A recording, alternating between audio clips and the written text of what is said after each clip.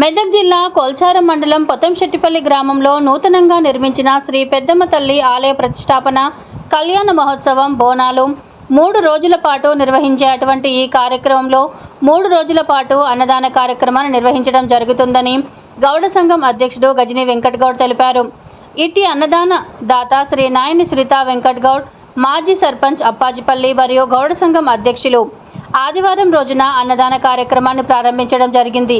ఈ కార్యక్రమంలో పొతంశెట్టిపల్లి తాజా మాజీ సర్పంచ్ గడ్డమీది నాగరాణి, ముదిరాజ్ సంఘం కొల్చారం మండల అధ్యక్షులు గడ్డమీది నర్సింహులు, పొతంశెట్టిపల్లి ముదిరాజ్ సంఘం సభ్యులు పుల్లబోయిన నర్సింహులు, పుల్లబోయిన పోచయ్య, గాండ్ల యాదగిరి, గడ్డమీది బ్రహ్మం, గడ్డమీది మహేష్, గడ్డమీది నాగయ్య, గాండ్ల యాదగిరి, గుండు నాని, గడ్డమీది రాములు, పుల్లబోయిన దుర్గేష్, మాజీ సర్పంచ్ కొమ్ముల యాదగౌడ్, సాయిని రాజేష్. ఈ కార్యక్రమంలో పొతంశెట్టిపల్లి ముదిరాజ్ సంఘం సభ్యులు, గ్రామ ప్రజలు, నాయకులు, వివిధ గ్రామాల ప్రజలు పెద్ద ఎత్తున పాల్గొన్నారు.